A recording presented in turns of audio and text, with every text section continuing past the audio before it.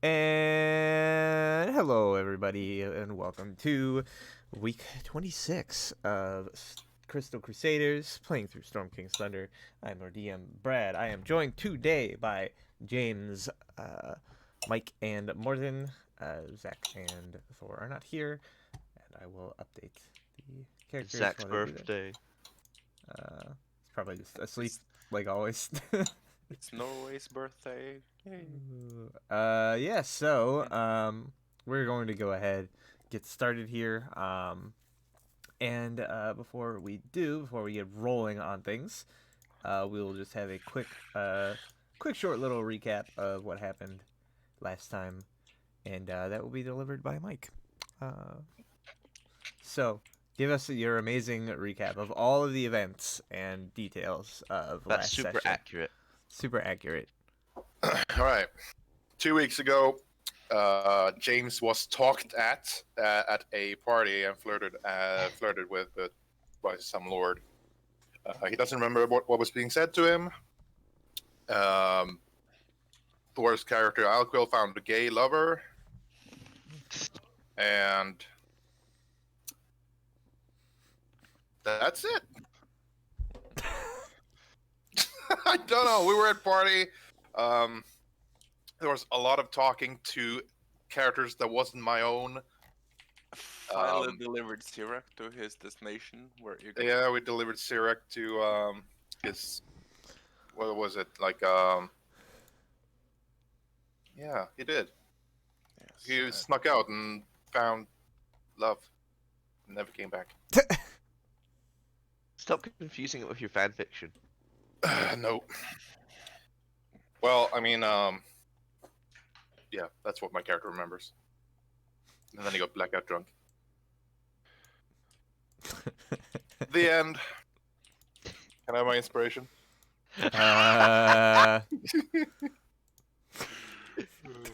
Yeah, don't know about that one. It was a good effort, but I mean, it was a dialogue-heavy episode at somebody else 2 weeks ago. What am I supposed to do? I mean, I wasn't expecting you to recant all of the dialogue, but just have like a brief, overview of exactly what happened. The most important thing was the Alquil escapade. I mean, that's true. That's pretty true. Who's Alquil's gay lover? Wouldn't you like to know? Can we kill some shit this session? No, No. nothing but talking from now on. Yay. D&D. By the way, something came up. I'll talk to you guys later. Bye. No. You weren't even here last session, so why could you I know. why would you complain about what happened last session? You weren't even here. I wasn't complaining. I was just asking if we were killing shit. Oh yeah, so let's go ahead then, and last time when we left off, you guys we basically after the party, you guys kind of decided to spend some time in town. Lucas wanted to search around to see if he could find any magic items for sale. Unfortunately, with the short deadline and not a lot of contacts within the city, he wasn't really able to find anything to his liking. He found a very expensive potion, and that's pretty much about it. But such are for my weapons to be finished. such are the breaks. Yeah, and you waited for your weapons to finish. You did, in fact, pick those weapons up. Zach, you missed the recap. And when you got them, you were given. They did manage to forge 2 axes out of the great axe. They forged a battle axe, and they had enough leftover material to make like a smaller like hand axe. Oh yeah, it was both of them still retaining the magical enchantments. Obviously, like they weren't able to make 2 full-size battle axes, but you got the battle axe and hand axe. Just a plain old hand axe. Yes. No, because they managed to like preserve the enchantments over the material, so they're both like +1. Yeah, but there's that's what I mean. Like there's one battle axe and one hand axe. Yeah. Okay.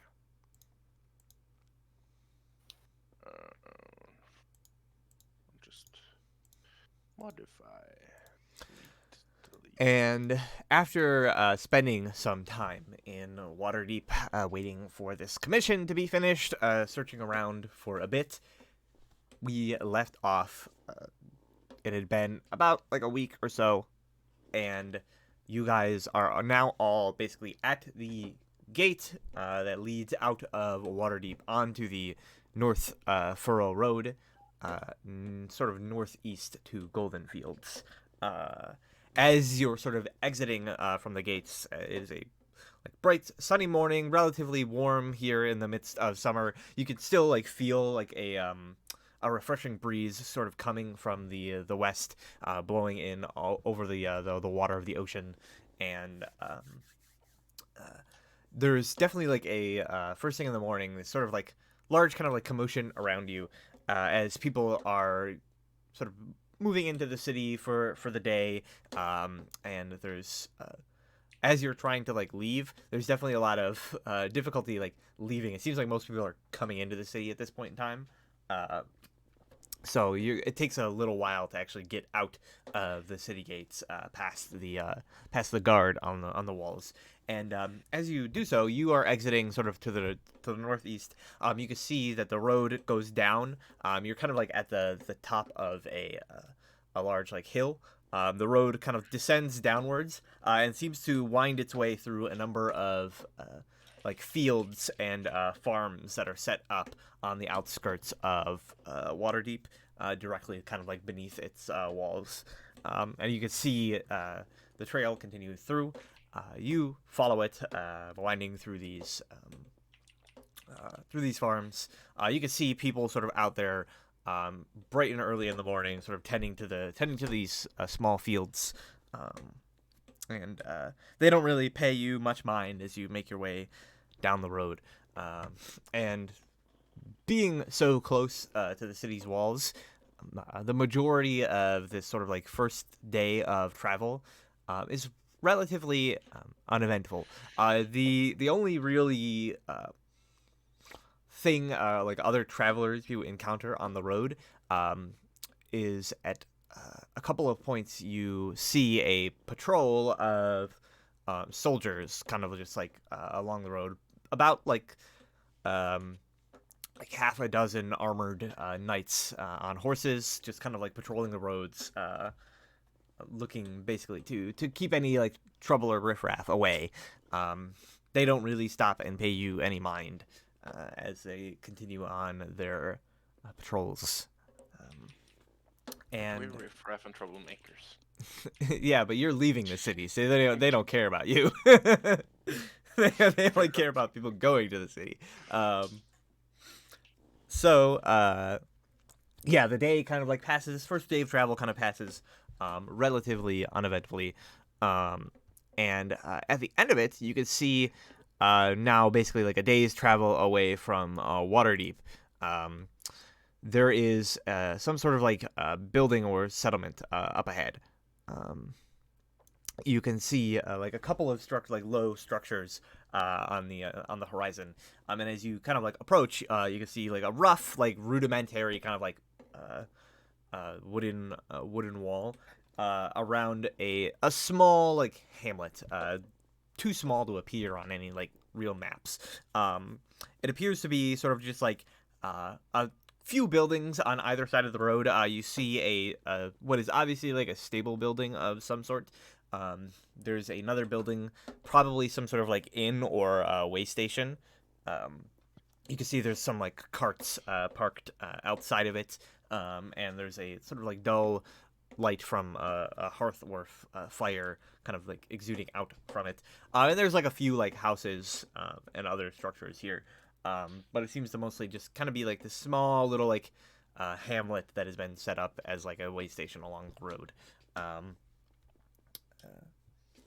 And yeah, you can see there is there is an inn to the left hand side of the road as you're kind of like moving by, and yeah, it's called the North Furrow Station, basically.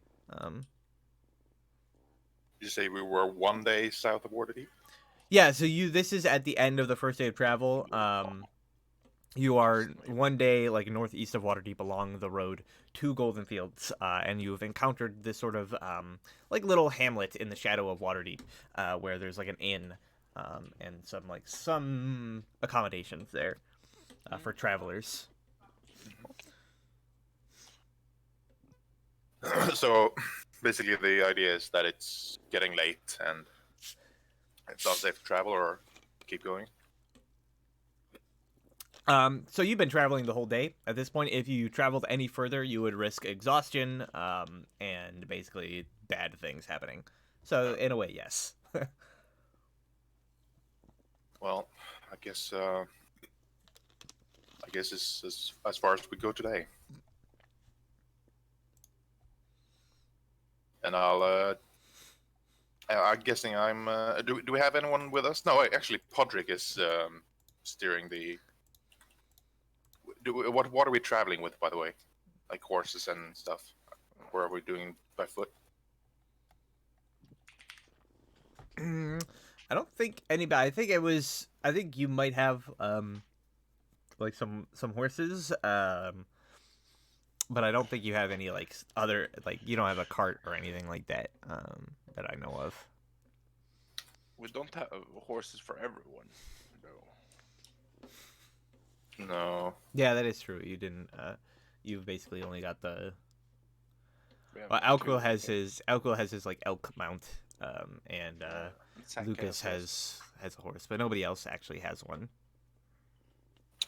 Maybe Would that have been something we could have acquired from Yeah, that's what I the was Von wondering. Biberns? I don't know exactly if they're like a. Like, they have their horses to pull their carriage. I don't know if they, like, just keep extra horses around. How about like a but they a simple certainly carriage that- could have, like, recommended you to somebody that would, like, raise horses, and would have sold them to you on the cheap. What about like a cart that the magical Moose and Bella could pull?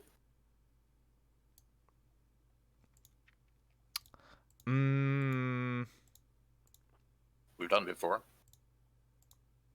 Yeah, no, it's not so much, like, a matter of, like, possibility. It's just a matter of, like, I don't know, just, like, a cart like that might actually be below their station. Can't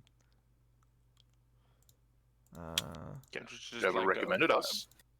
buy like a old fashioned wagon, like the western kind? Here, let me double check here.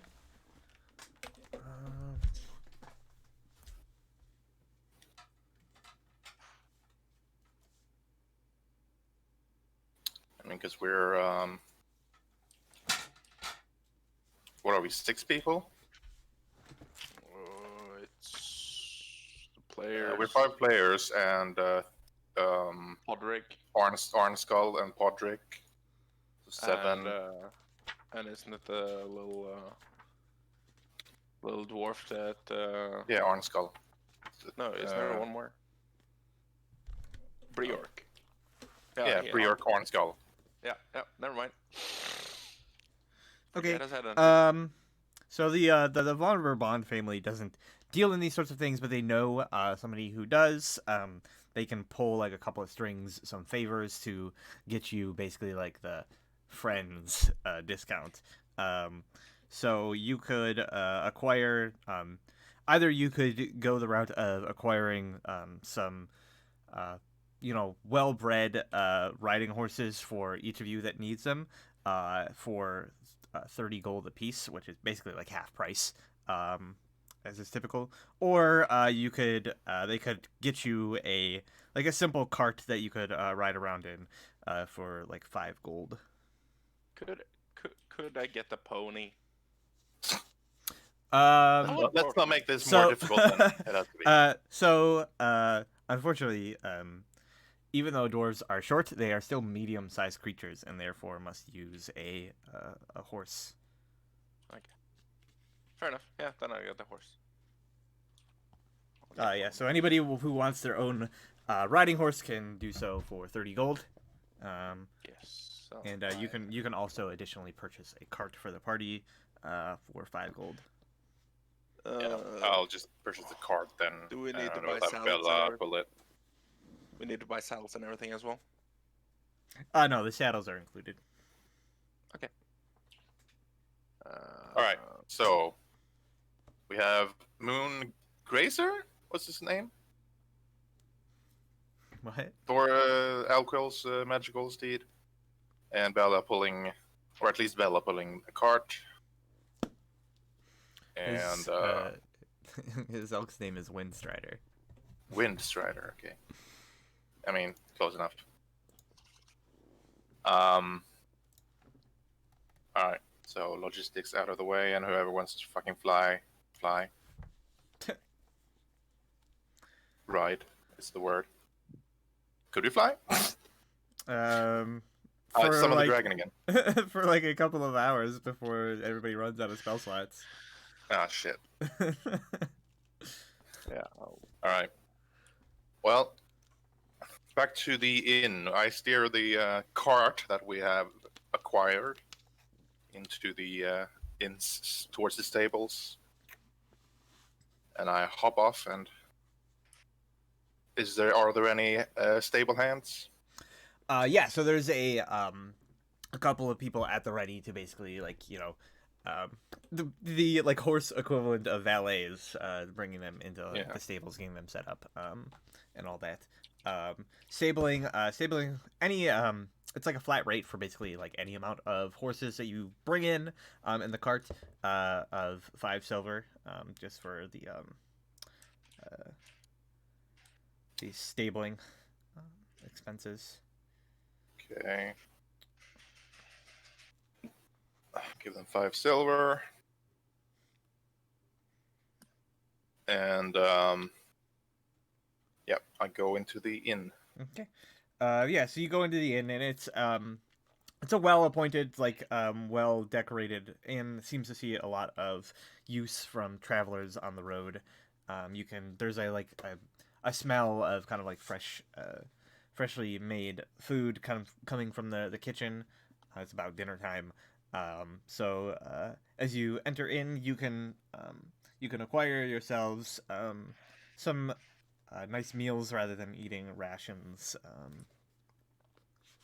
You can. I'll walk up to the innkeeper. Who is it? What is it? It's a halfling woman, who's just sort of like standing on a stool behind the sort of like desk area. All right. I walk up, say, "Good evening, madam." Yeah, so she sort of like smiles and says, "Good evening to you. Welcome to the North Furrow Station." I said, Thank you. I was wondering how many rooms you had. We are 7 people needing housing for the night. sort of thinks, let me check the books 1 minute. Yeah, you see she kind of like reaches beneath the desk, pulls out like a rather large like tome, and kind of begins like flipping through it rather quickly before arriving at a page. It seems like there's a lot of scrollings on it, but then the other page is kind of like blank.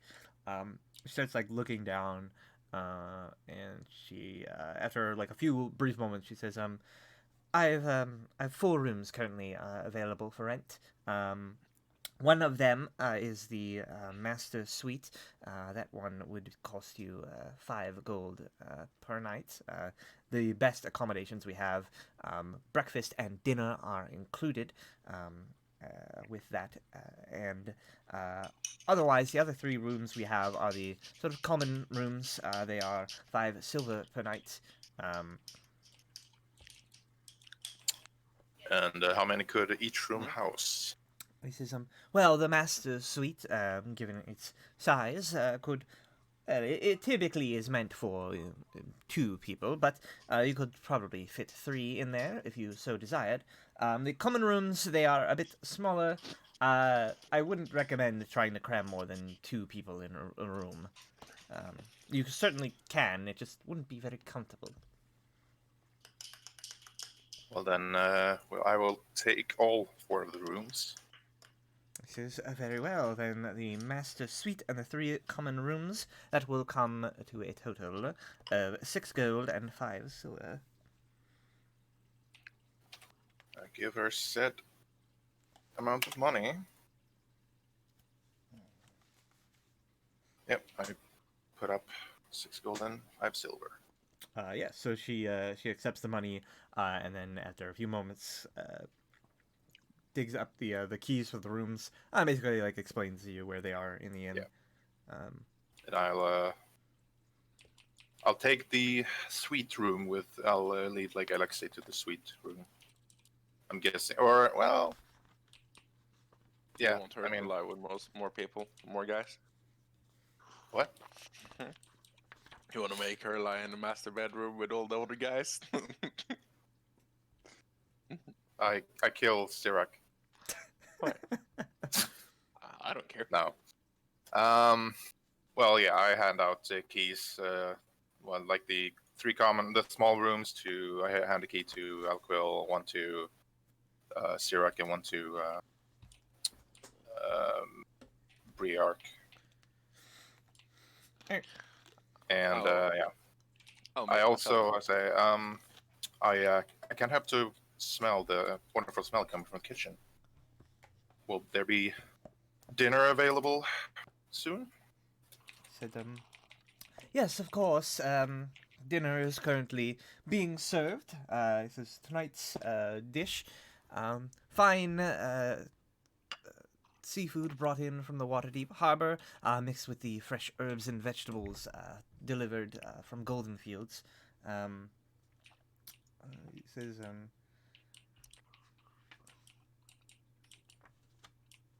We'll also take 7 portions of that, please.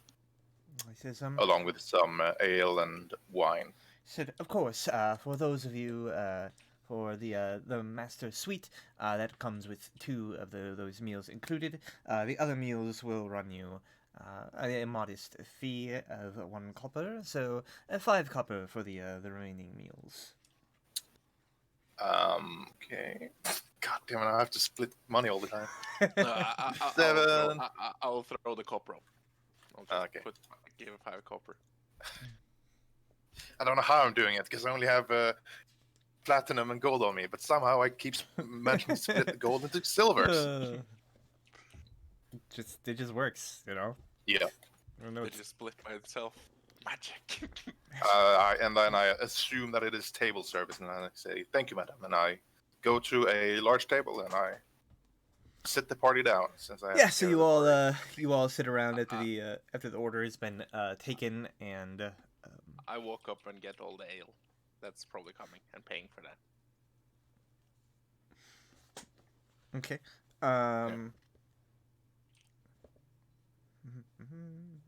We just get some alcohol service, like a little bit of wine and ale and stuff. I'll just bring like 7 flagons of mead. Yeah, well, there's There's not really like an open like bar or anything like that.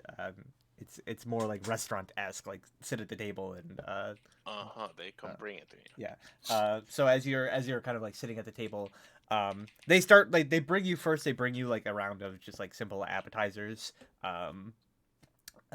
to eat, which would be something. I don't know exactly, usually. but yeah, like some sort of like super salad or something of the likes. And holy shit! James kill himself shitting or something? Yeah, he did. And they bring out your drinks.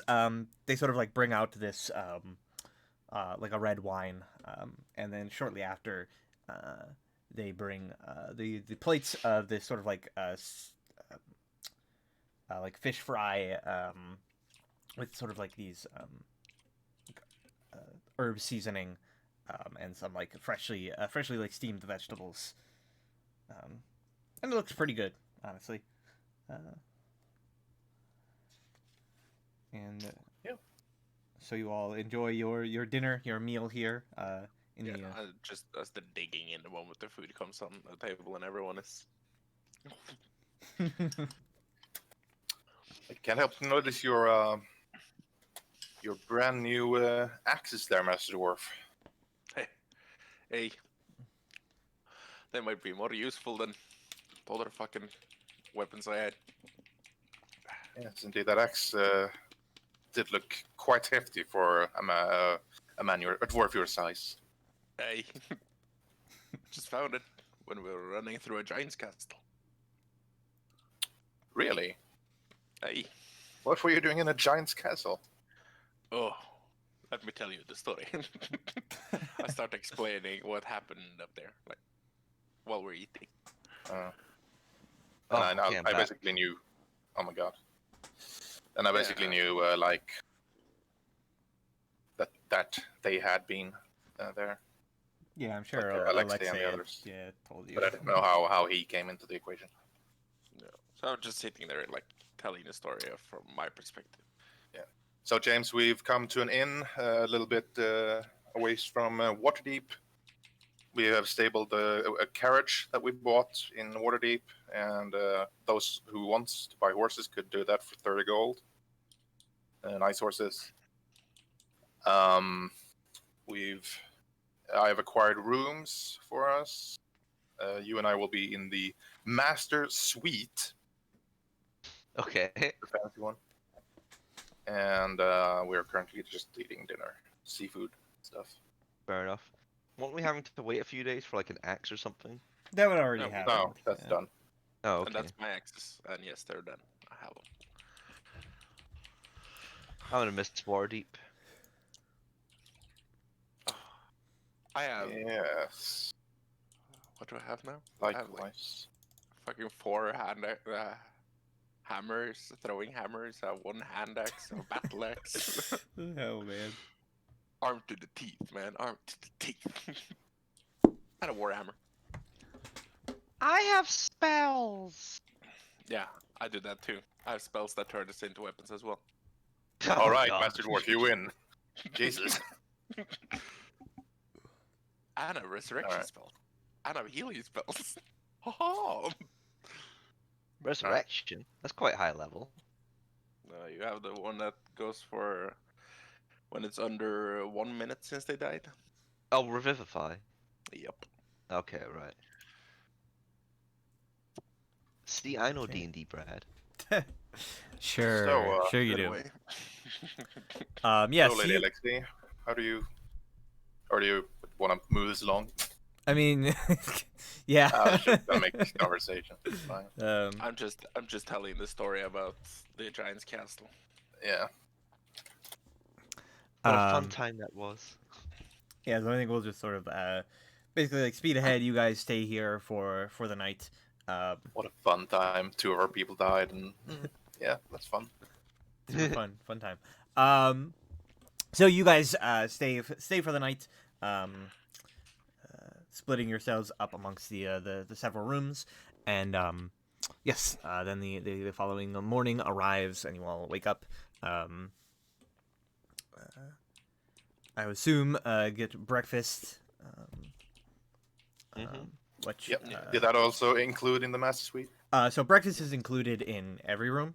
Okay. So you don't have to pay extra for that. Yeah. I've been So forking out cash here, James. Sorry? I'll spend the night fixing, sorting out my backpack since I got the bag of holding. Mhm. All right. Yeah, and then So you don't get any sleep. That's exhaustion. It's not that much. No, like you could do up to like 2 hours of activity during the night without problem, anyways. So, yes. So you guys go and retrieve your mounts and cart from the stables. And you begin to make your way to the other side of this town. You can see on the other side of the town as you're kind of traveling through it, you pass like a number of buildings. One of them seems to be a smith of some sort. You can see him currently working on pounding a horseshoe into shape. And there's other sort of like very like minor buildings here. Mostly, most of them seem to be concerned about sort of taking care of like horses and traveling carts and the like. You see like a wheelwright carving new wagon wheels and the likes.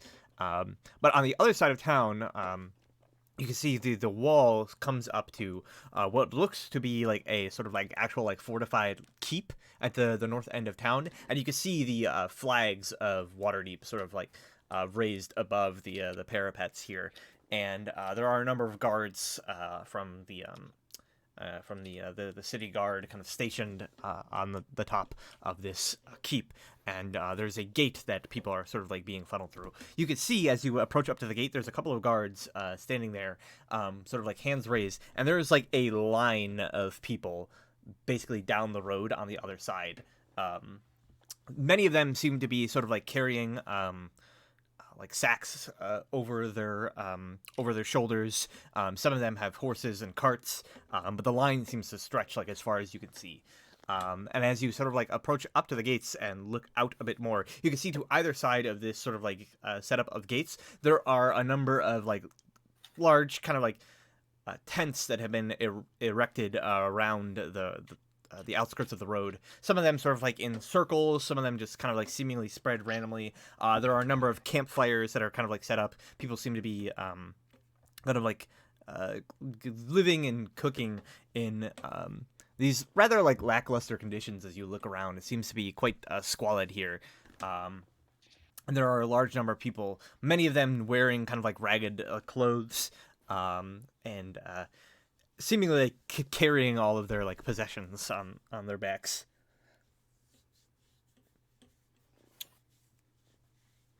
So is this like are they just moving? Is this normal? Like, are they just moving through? Or are they going away from something? Or So you hadn't seen it for yourself, having mostly been like within the city, but you had heard rumors basically that Waterdeep was facing this sort of large influx of refugees looking to like get into the city, based on displacement from attacks by giants like further north and east and the likes.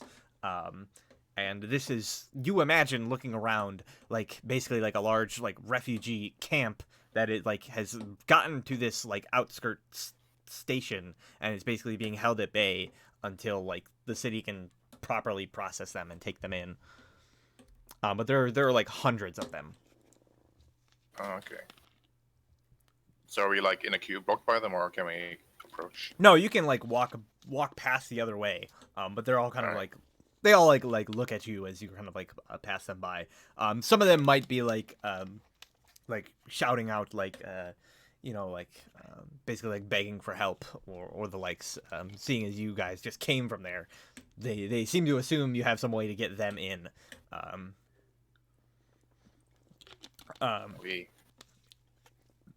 But We ignore that. and yeah. Carry on. So you push your way past the towards past the peasant rabble, and further down. Please, my family. Push your way further down the road, and eventually you can see the line kind of like comes to an end, and you travel past it, and again out into what appear to be this time much more scattered kind of like farming lands, whereas before, like next to the city walls, they were very clustered together. Like every like inch of space was used for growing crops and the likes. Here it's a lot more like spread out.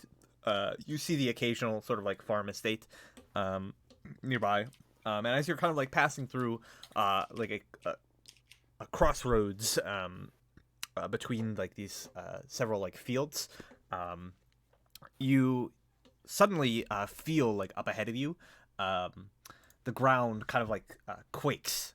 You're walking between some fields here, and you can see there's like a rise in the road, so you can't quite see what's on the other side yet. But basically, like the ground begins like shaking quite violently, and you hear like a shout from somewhere on the other side of this like rise.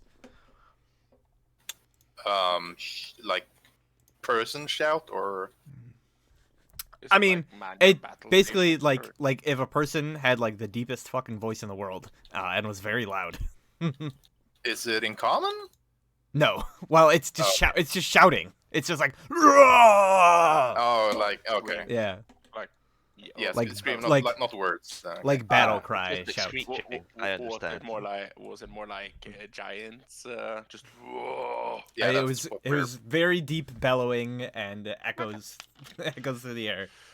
I unsheathed my battle axe and my shield. Yes.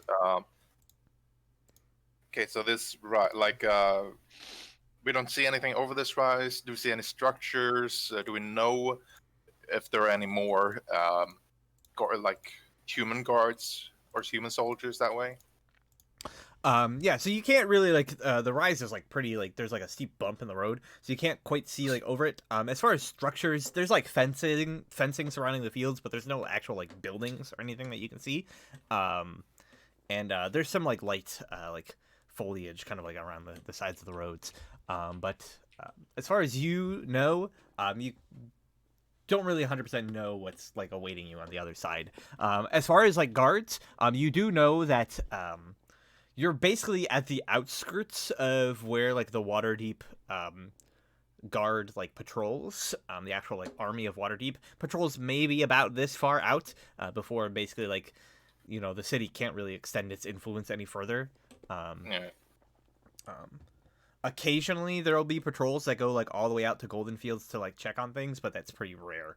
Goldenfields has its own kind of like militia. Do we see said militia? What? Do we see said militia? Oh. Like, do we No, see you militia? right now you don't see anything other than I like the suggest, top of the hill. we dismount and I like to look over at what's this, Sir Alamir, and I go like, can you get Podrick to like put all the mounts, like tie them down here? And I Yes. jog yes, in Podrick, towards take care them. of the carriage and the horses whilst we go and investigate. That's not. I like how jog. the cart has somehow become a carriage. Okay, well, whatever. The thing with the wheels on that we ride. The wheeled The pulley thing. vehicle, Yes, whole thing. It the doesn't have wheels, peasant it has wagon. tracks. Let's go, Lucas. Zach is here, right? I don't I know. haven't heard Yes. from him yet. Yeah. Hey Zach. He's just been very quiet. I haven't heard him say anything. Hi, Zach. Happy birthday. Happy birthday, Zach. Thank you, everybody. Happy birthday day. Zach, are you okay? Yes. Okay. Probably Alright. just tired. So I just unsheathed and I started jogging. Like, Right, yeah. So as you guys kind of like Easy, Master Dwarf. We don't know what's waiting for us. as you I know, guys I'm kind of coming. carefully unsheath your weapons, get ready for battle. You crest the top of the hill, and you can see as you do so, the road descends down the other side. You can see there are fields kind of like to either side, curving along the lay of the land here. And you can see up ahead, to the left of the road, in one of these fields, this massive lumbering creature, this giant, just brimming with fat, and just like covered in body hair, swinging this like club around like a madman as several it would seem like guards or militia of some sort try to like battle it off. You could see as you're kind of like looking over the scene, there are three guards that are currently like fighting this creature, and there are two more guards that look as though they were like blasted backwards and are currently sort of like hanging limply over the fence at the border of the fields. You're not quite sure. Their like weapons have been dropped on the ground. You can't tell from this distance whether or not they're like dead or alive, but it doesn't really seem too great for them. And as you kind of like crest this hill and see this giant sort of like swinging, let's go ahead and roll initiative, as I assume you will join this fight. no, Run away! Can't we negotiate? Kind of roll to seduce. Roll initiative. First roll. No, not first, but almost first roll. For Fucking hell. I rolled Scary. 20 and I rolled it to myself. 16. Fair enough. Oh wow, we suck. All of us suck, except for the dwarf. Everybody like, sucks. My guy was prepared right away. He's like, let's go. Yeah. Okay. So basically, as you guys are cresting a hill, the first thing you can see is the guards all sort of like moving to attack this giant, and they all do so with their spears. Is it like the right measurements? Mm-hmm. Yeah, this is as you're like cresting the hill. It's quite a distance Okay. away. Yeah. Then I'll dash. So they all hit. So 16, so 20 damage total. Great. So the guards like stab into the giant, who like shouts in pain as they do so, and then it is Xeric's turn. Yeah, I'll dash up there. Just my dwarven legs sprint as fast as they can. Okay. What's your passive perception? You're Well, pretty why high, is it right? black and white now? Passive perception. My perception is +8. I don't know. It shouldn't be black and white. Not black and white for me. So you notice, Xeric, as you're like running forward, that this guard here that is sort of like limply over the fence, he's still breathing but like bleeding quite heavily. Okay. I can't Can I cast bonus action? Yeah, like you haven't used your bonus action, so you can still. No. I'm gonna healing word him because I'm a cleric, and that's the shit I do. Yeah. Healing word spell level. Clerics wastes spell slots on peasants. I'm a All good right. guy. Yeah, so you cast this spell, this healing word, and the guard is like filled with vigor again. He just sort of like shouts out like kind of like in pain, basically, from having been like blasted into this fence, probably. Then quickly like looks around and like grabs his spear, turns to like ready to rejoin the fight. What a good little soldier. Then Well, it's when you fight for a home and family, that's when you really fight. Lucas's turn. Could I make the argument that as we were running up, I summoned my longbow? Yeah, I mean everybody was drawing weapons and readying weapons, All right. so. Yeah. So, I'm assuming this thing's within 120 feet. Oh yeah.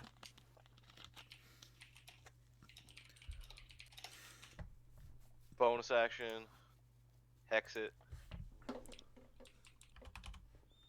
And then double longbow. For 10. Does a 10 hit, Brad? How did you roll a 10? No, a 10 does not hit. I mean, it's a 1, so it doesn't hit anyways. Does a 27 hit? 27 does in fact hit. So roll Basic one on the bitch damage. though. Yes, but it 12 damage. Ooh, and the arrow strikes the giant right in the head. Good shot. So it does what? 7 plus 6. Oh yeah, sorry. 7 plus 6. Okay. So 13. 13. Nice. Nice.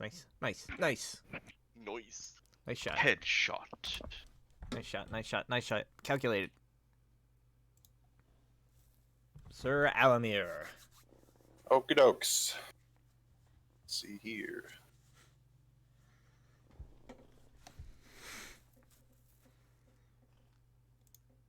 Why is the map black and white, and why can I not see any other tokens? That's Does it take any extra movement That's a going over the roll. fence? No, it's like a short enough fence that you basically just can vault Skip over it. Yeah, you know. You Alright, hit the A button as you approach the fence, and you just whoop. Actually, I'll go up. I'll say running through those bushes probably would be difficult terrain. These here? Yeah. Okay. Oh, they're not trees. No, they're like low, like bushes, kind of clinging to the fence line. I'll just move there then. That's 50 feet, plus minus for bushes. Boink. And that's double move. And yeah, got nothing special for right now. All right, Alexei. Yep. Oh, Again, I can't see where any other tokens are. What's going on here? I mean, that's a you problem. Refresh, maybe? I think everybody else can see just fine. I Why is see it everything not on fine. black and white? Let me refresh then. I'll be with you guys in a minute. Is it the middle of the night and she's blind because it's super dark? No, it's just it's day. Alright. James is just shit.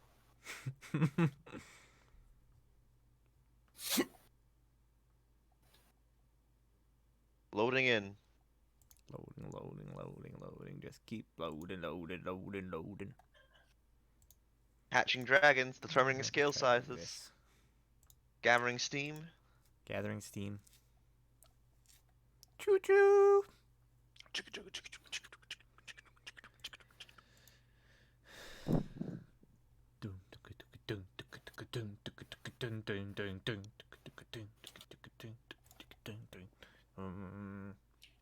All right. So as this has happened, suddenly you all black out, and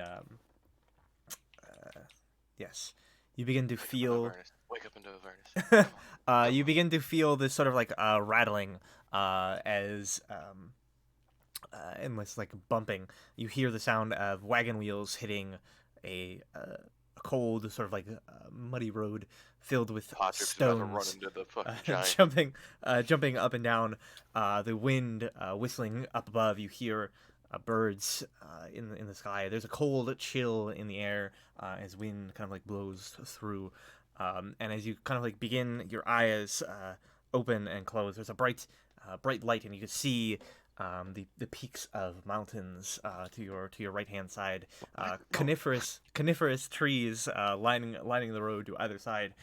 You blink for a moment and you realize you're on a cart of some sort. Your hands are bound together. There's a rough looking blonde-haired man opposite of you, dressed in ragged leather armor, kind of like bluish regalia mixed in Are we with finally the awake? rough leathers.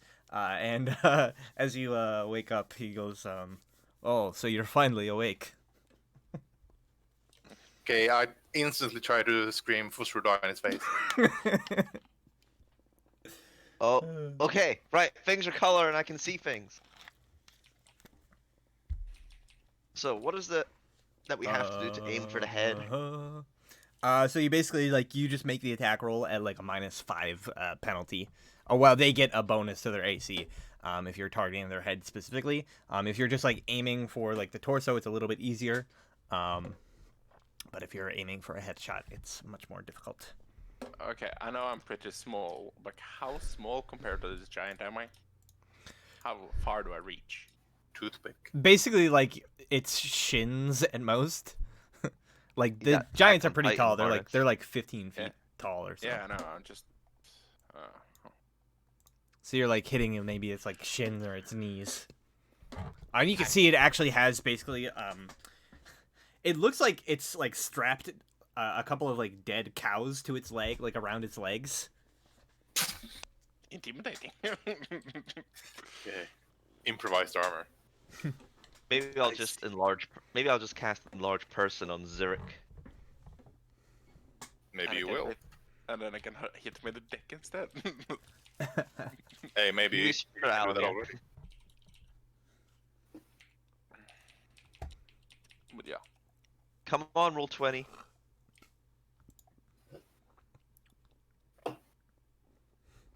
You can do it. 2 hours later. What's the range on a large person again? It's not that long. It's probably like 30, I'd guess. I don't know. It's not my job to know all the spells. On a large. No, I don't Oh know. my god, roll 20, come on! 30 feet. Okay, thank you. Yep. Alright, you know what? I'm just gonna... Let's just say I move 30 feet, and then I'll cast it on... Well, I can only reach Sir Alamir, because you're 35 away, so... I'll cast Enlarge Person on Sir Alamir. Okay.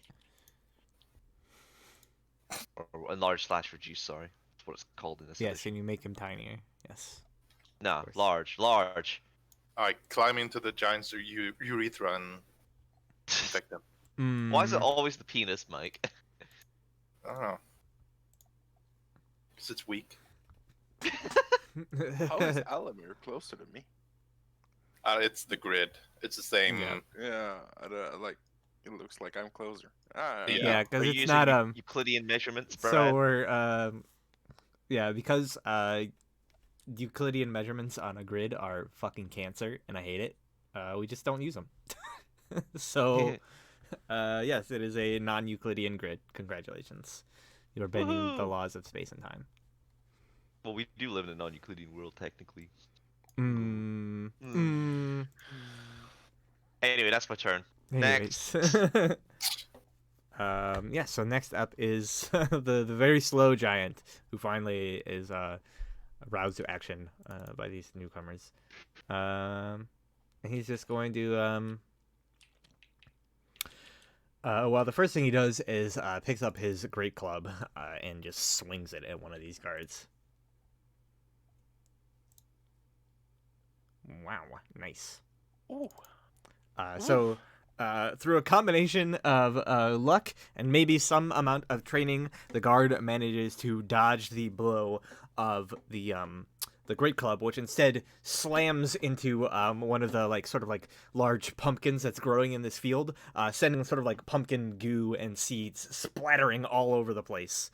And the ground shakes with the impact of this weapon.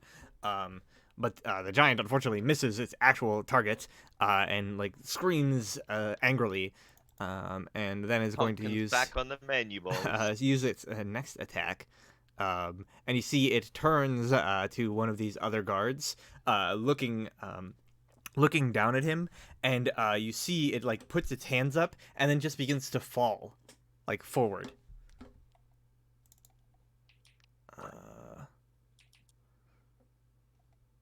Like Body crush or something. Oh my god. Oh, my god. And Feel this that. guard just looks up, eyes wide, as this towering mound of fat and flesh just falls on top of him, and you hear the sound of the guard crunching beneath the giant, blood kind of splattering out from beneath the giant's belly, as it just lands on this poor guard and just crushes the life out of him. The giant's prone now, right? Yes. Get it! 51 damage. Are these guys unconscious or something? So this the one to the north here has been woken up, but this one over here is still questionable. Can't tell if he's alive or dead. Right. But that guy, he is super dead because that is 5 times his hit points.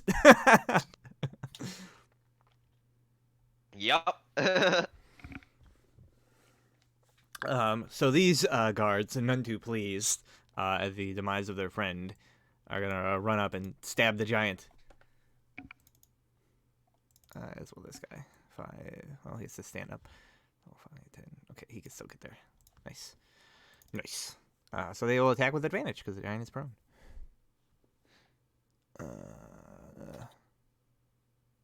Okay, they've got shields, so they're one-handed. Wah. Man, Impressive. such big nums. Look at those nums. Big numbs.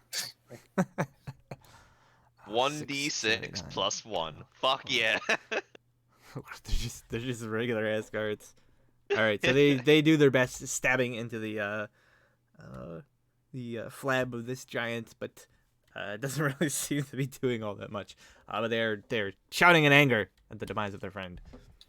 I dare you to go put this thing in a headlock, Mike. All right, Xeric.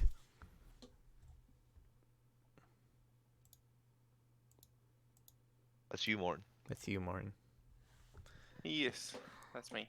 I'll skip the fence and run up and beat the shit out of it. Okay. Fuck. Trying to not have the measurement on here.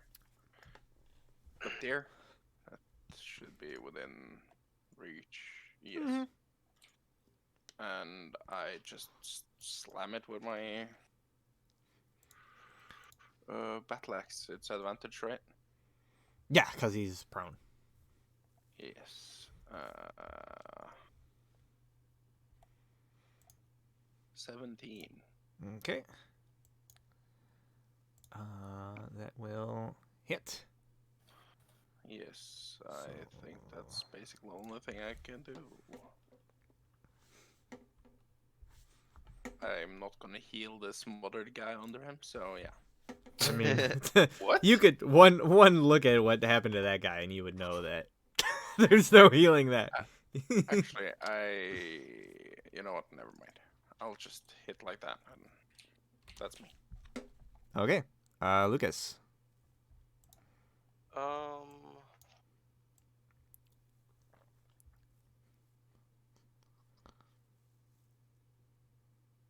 going to shoot it. All right. So he is prone, Prone. so you have disadvantage. Oh. Roll another one for that one. So 15. but I guess 15. It takes the first one's damage. Yeah. So a 15. That is still enough to hit. That's 12, and I'm gonna actually hit disadvantage for the next one. Okay. So that strikes it in one of its legs. And then 12. 13 for 18 damage. Okay, and 13 does in fact hit. Can you roll another d10 for me? RD10. That is a teen of 9. Okay, that is one of its arms. And then maddening hex Okay, on its brain. on its brain. Well, unfortunately, hill giants don't have much of that, so. It still takes it. I mean, if anything, it takes more. Yeah, so it is. It's still like kind of like flopping around, struggling to like grab its weapon and like get back up. But it looks pretty badly injured at this point. As Sir Elamir is next up. All right. First thing first. I check my junk. It actually got smaller somehow. Ah, shit. Alexa, you hit me with the reduce. You're bigger Alright, elsewhere. It's all that. It's all that testosterone.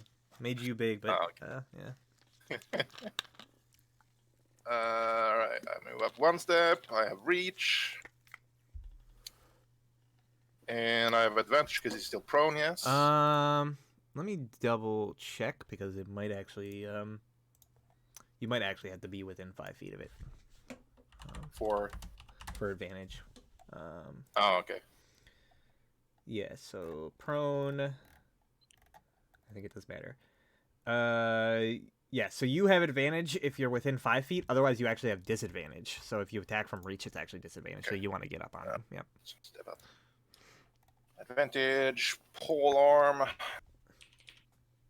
Do uno attacken. Oh wow, that's minimum Advantage. damage. Right. Oh, plus Plus a D4 D4, from Big boy. enlarge. All right. Yeah, so Sir Elamir runs forward. You can see this giant is kind of like, it's put its arms to the other side, is like trying to lift its massive bulk up off of the poor, unfortunate, like flattened guard. And as you do that, you see this sort of like opportunity where the giant is a little bit more defenseless. You raise your sort of like large halberd over your head, bringing it down on the giant's neck. And with one sort of like clean motion, empowered by Alexei's magics, you slice clean through the giant's head, decapitating it, and the rest of the corpse just sort of splatters to the ground. The head rolling and landing amidst some of the pumpkins nearby. This sort of like dumb look on its face with its tongue hanging out, blood dripping from it. Question, Brad. Hmm. Do I know that there is bounty on giants' heads? I mean, yeah, you would have seen it in the Okay. Just I'm gonna go grab a head. yeah, you would have seen the in the posters. You're gonna grab a giant's head? Yeah, the as a giant's dwarf? head. I will say it's pretty large. It probably weighs about like 150 pounds. Yeah, 150 pounds. Jesus. You can carry And weight doesn't just matter. It's the how you would lift it. that. Please, he's a round-shaped head giant. We can just roll it. Okay, I guess. How many heads can I get inside the bag of holding? None. They won't fit through the opening. Oh, man. You want to borrow the mask? Matt, what? The mask of Carrymore? The thing is, I have increased carry capacity right now. Okay, question. What kind of proof of kill do you need for the giants? The bounty is on giants' heads. How the fuck are normal people gonna carry a fucking head with them? You need several It's not a for team normal of people. several people lifting it onto a cart and then dragging it with them. Yeah, I figured that, but I mean, Jesus Christ, man. Don't worry yourself with that right now, Master Dwarf. That's not why we're here. Are we done? I believe so. I poke it with the blunt end of my halberd. The body. Twitches. I guess just here's a fun picture for scale, just so you know what a giant's head is like. There you go. Look at that fun picture. Good art. Look at that. Oh, That's, Oh my god. and that's a human, not the dwarf. That's a human, yeah. Wow. So, well, about that. I got this covered, man. We'll have to get like a team of horses just to drag it. Yeah. All right. Well, that was a little bit of a waste of enlarge. Yeah, a little bit actually. I thought it would like take more hits to kill it, but I guess not. I walk up to the guy, heal, and asked if it was doing okay. If he's doing okay. Yeah, so he's kind of like clutching the lingering remains of the injury that you like sealed up. Obviously he had some sort of like heavy internal bleeding from being hit by the giant. And he's just like, I am now. Thank you. He says, is there anything you can do? And he just like kind of like points down to the like puddle of blood on the ground. That's basically all that remains of. I look at him and like, that's beyond me, my friend. I lean down to the puddle of blood. Are you okay? And he says, and then he like points over behind you at the other guard that's sort of like hanging over the fence, and he's like, what about him? He went down just before I did. I jog over to him and All like, can't spare the dying. Yeah. So as you run over there to like check on him, you can immediately tell as you get closer, he bled out recently, probably while you were in the midst of fighting that giant. He is no longer of this world. I kind of like shake my head. Like, Revivify. Yeah. spend Revivify, but I'm not gonna 300 count. gold reviving this NPC. Yeah. He'll come back and save us later. Not NPC. Human life, Brad. We'll have a life debt. It is true. Yeah, sorry. I don't He will be have your the greatest ally. material component for that. That is, yeah.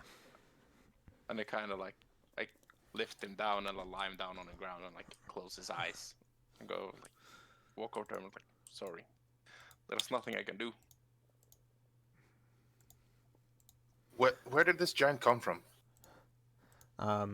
Yeah, so one of the guards sort of says, don't know, we were patrolling the fields, and we heard the shouts. We came to investigate. He was rummaging through the field, ripping up the pumpkins, gorging himself on them. And he said, we sought to strike him down immediately. And he says our two companions were dealt with in short time. And he says, we probably would have had the same fate had you not arrived when you did. Yes. I'm sorry we didn't arrive sooner too. So maybe we could have spared your two companions' lives. He says, there is no use dwelling on what could have been. And he says, I just need to honor the sacrifice they have made, not forget them. Do you have any scouts or reports of any more around? Any place, any living place that what giants are using currently nearby? And, he just sort of says, shakes his head. He says, oh, we're simple guards for the fields here. And he says, we heard rumors that Goldenfields had been experiencing trouble with these giants, but we had never seen them this far south before. That is troubling indeed. Well, you should tend to your fallen and get some reinforcements in case some companion of this one comes looking for him. And they sort of like nod, and they go about basically like doing that, and sort of like thanking you like profusely again for your help, your timely assistance in this matter. Sir Alan will return to normal size after a minute. Yeah.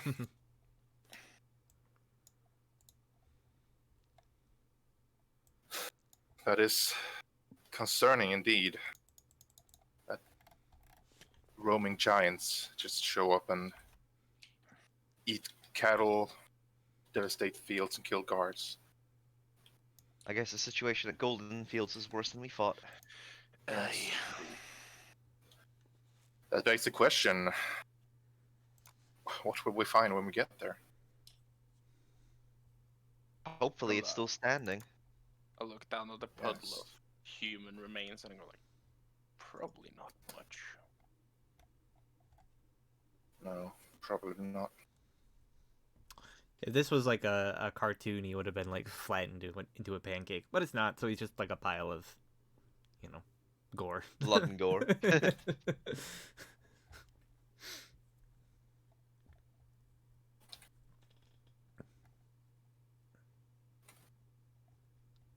All right. Well, I go back and get Podrick and the horses and everything. Okay. I suppose if the guards don't need us or have anything more, we will continue. Are they like just getting their bodies scraped up and going away? Yeah, they seem to just be like collecting the dead and kind of like Alright. packing themselves up and like getting ready to leave. And when we ride past them, when I say, "May Helm guard you, and may your gods be forever at your side." Just in passing. Mhm.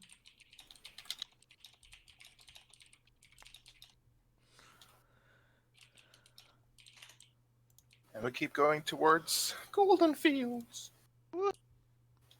And our certain death. I am a new character already. Yeah, so you continue traveling the rest of that day. You have now basically like officially reached far enough out from Waterdeep that there are no further like towns or settlements here. So it's now just sort of like open lands until you get to Goldenfields. We're free. We're finally out of Waterdeep, boys. Officially. They have no sway on you're us out of anymore. you're out of their sphere of influence. We're out of dodge gas. Let's go. You have successfully broken orbit. Anyways, yeah, you can see there's some low-lying hills sort of to your east, and to your west, and to the east. There's sort of like this marshland almost that you can see bleeds out from the river. out in the distance. So you're kind of like passing through this area. The road winds between these lands, and at the end of the day, you kind of like get past that part, and you can see once more kind of like open plains, kind of like ahead of you. You can't quite see your destination on the horizon, but you would know you're probably about a day's travel away at this point.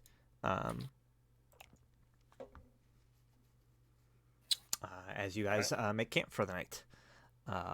So yes, you do so, setting up your encampment, kind of like off to the side of the road here. And as you do so, the night. I do actually feel bad for not healing or wording the older guy as well. We knew that. Well, that sucks. Live with it. I know, I am. So as you guys are encamped here, you guys rest for the night. The night passes uneventfully. You sort of have your watches, but nothing seems to approach your encampment. And then the next morning, you awakened somewhat refreshed, having benefited from a short rest. Sweet. Short to rest, though. So nothing happened on my front. Great.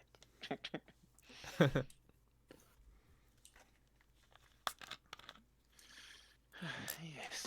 All right. So where we are now has been 2 days travel from Waterdeep. Yes. So we're pretty much 1 day away. Yeah, you've got like a little bit less. It's probably like 3/4 of a day to Goldenfields. Question, Brad. As a like a smith with smith tools, if I found 2 half plates, could I turn that into 1 full plate? Maybe you would definitely like. Unfortunately, it's not like 1 + 1 = 2. Like a half plate is like a specific like thing. You would basically have to like melt one down, like melt them down, and like Yeah. You would have enough material, but Yeah, it was that's just what I- it would be a lengthy that's what I would- process. Yeah. Yeah, that's what I was wondering, if I could melt down all the materials and make a full plate out of it. Yeah, you'd probably have to melt down the metal portions, like undo the leather straps, and all that kind of stuff. It would be a process, but yeah, you could. Ouch. Yes, nice. That's all I was wondering.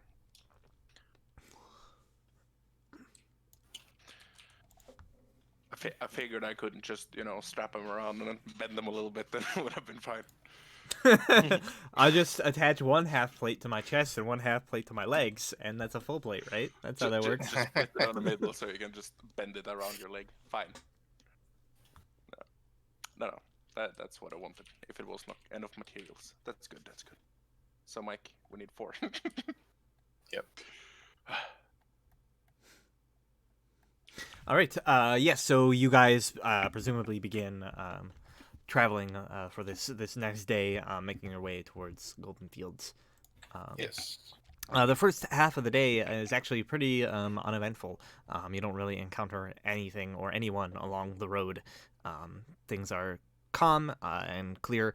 Eventually, at about this point, you can see now the road is sort of curved off to the east and is like meeting up closer with the river and actually kind of like traveling alongside it. So you can see this like this massive river that spans to your right. You can hear the sound of it, kind of like gushing. It's flowing to the south out towards the ocean, and so you're kind of like traveling upstream alongside the river, and eventually, as you're kind of like making your way down, this is about halfway through the day, you begin to hear this sound of kind of like this like loud screeching almost, and you can see up ahead a flock of like what appear to be like quite large birds circling above the air, above the river, and occasionally one of them like dives down towards the river, like looks like it's trying to like snap something up. From this distance, Xeric, you can tell with your sort of like perception, you can tell that these are like they're seagulls, but they're like giant seagulls. My dwarven eyes can see. Yes. No, your cleric's wisdom eyes. Your cleric's wisdom eyes could see. Yeah, they are seagulls of some sort, like a giant variety of seagull, and they're like swooping down at something on the water, like repeatedly. You can't quite tell what it is they're swooping down towards. but you are approaching like where they kind of are. Okay, then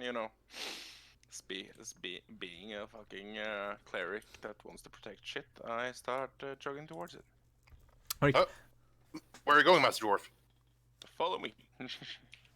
Why? There is None of us seagull. has seen anything of any kind of worry. You saw birds, but not. Okay. Oh, birds. Oh no. Why are Okay. seagulls big now? Why is everything big and giant? Because yeah, so as you approach Xeric, as you kind of begin racing that way, one of the seagulls swoops down, picking up something from the water. It looks relatively like large, like it's not like a small fish or anything. It like fits within the seagull's sort of enlarged talons. It lifts it up out of the water, and as soon as it does, other seagulls begin to like descend on it, fighting and screeching in the air as they're like fighting over whatever this was. And the seagull that grabbed it like drops it, and you see it begins to fall towards the river bank, and it actually like lands on the river bank up ahead. And you can see like immediately the seagulls like begin to turn, like diving towards it. I full sprint towards it. All right, so as you full sprint towards it, you arrive basically right as these seagulls are descending on this object, and what you can see is what appears to be this sort of like 6 foot long, white, opaque, cocoon-like container. It's not like silk, but it appears to just sort of like be this strange kind of like white, fleshy substance that appears to be like a container of some sort. You can actually see like a tear has like slightly formed in it from when it like landed on the ground, and immediately like the seagulls are kind of like on it, and they begin screeching at you as you like approach it. Don't Do I have take a- it. Fight seagulls. I'm hot on his tail. I'm following. Not quite keeping up though. Oh, I don't know. Do I have any inkling what this thing is? With the cocoon, Yeah. make a nature check.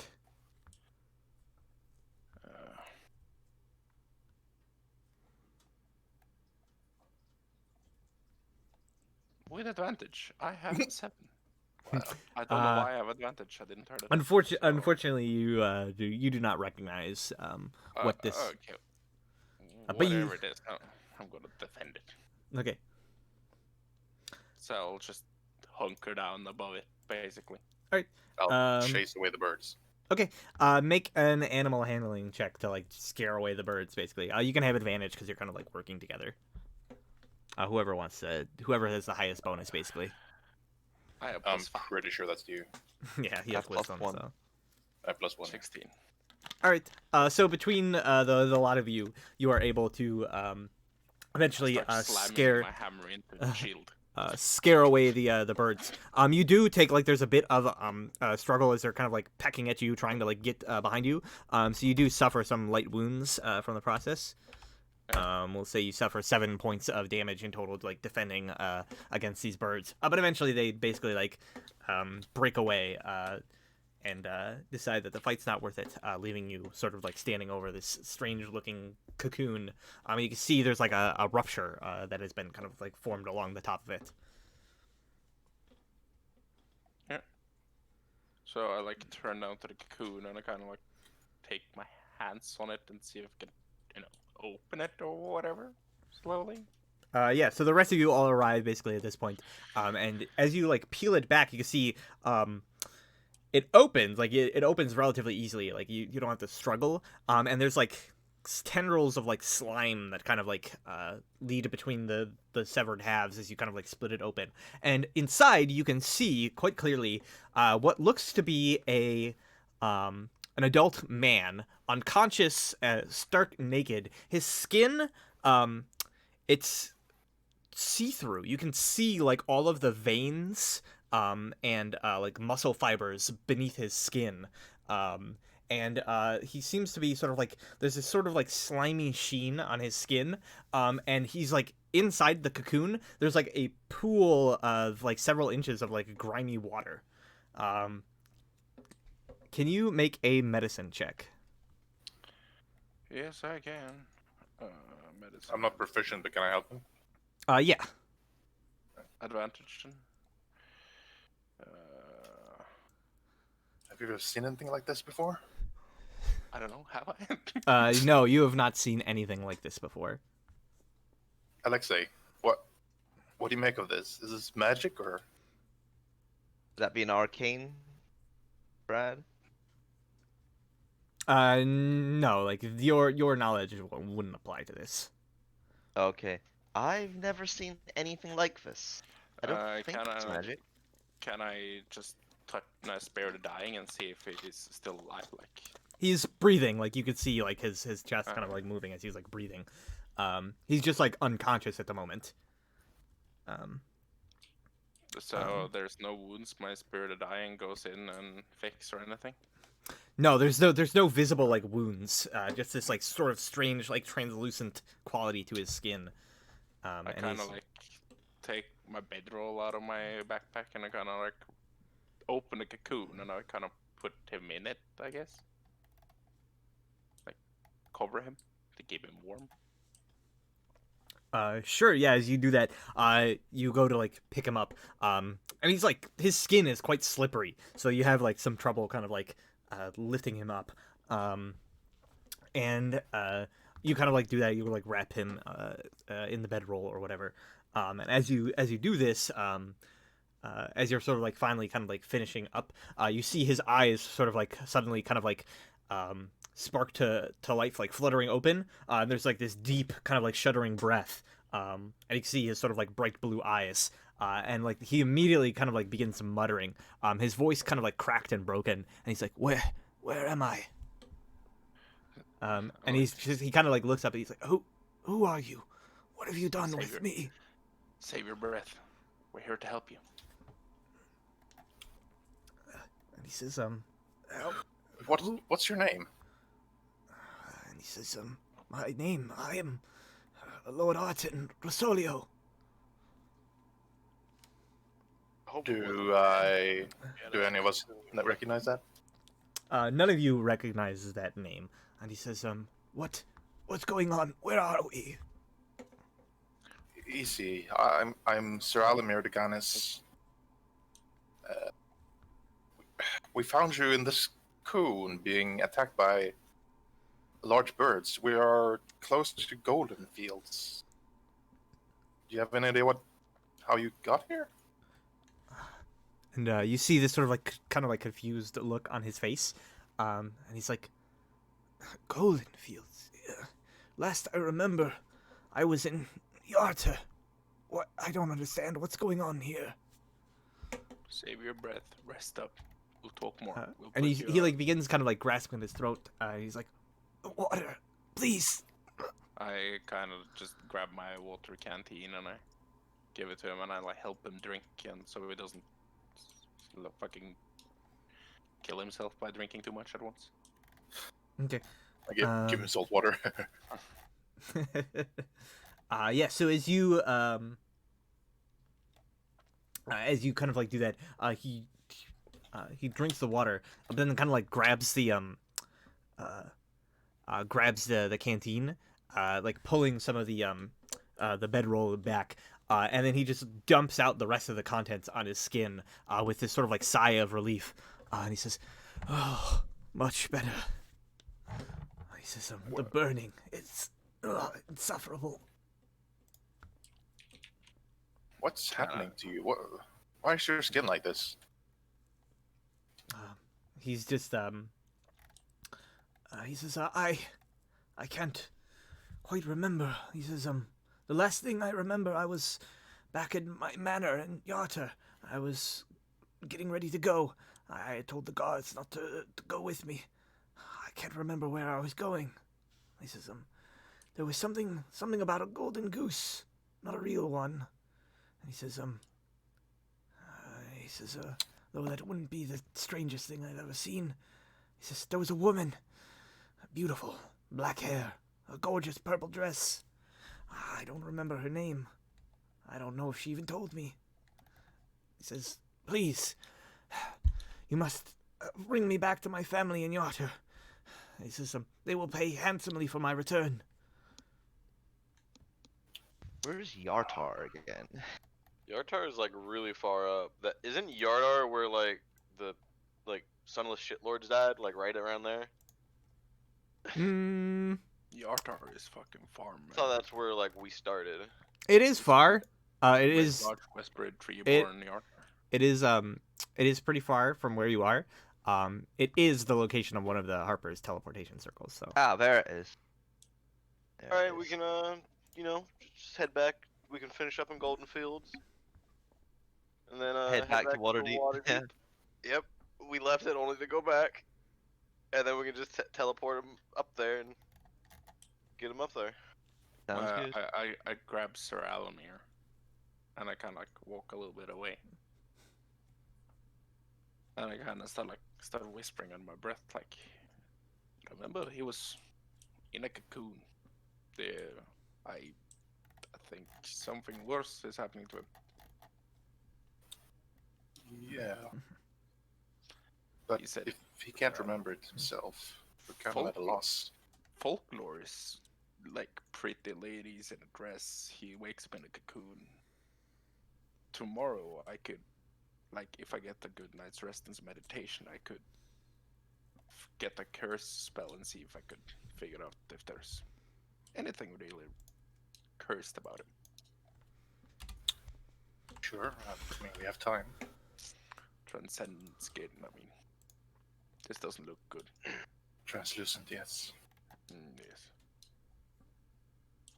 Kind of like glance over at him like, I have no idea what's going on here.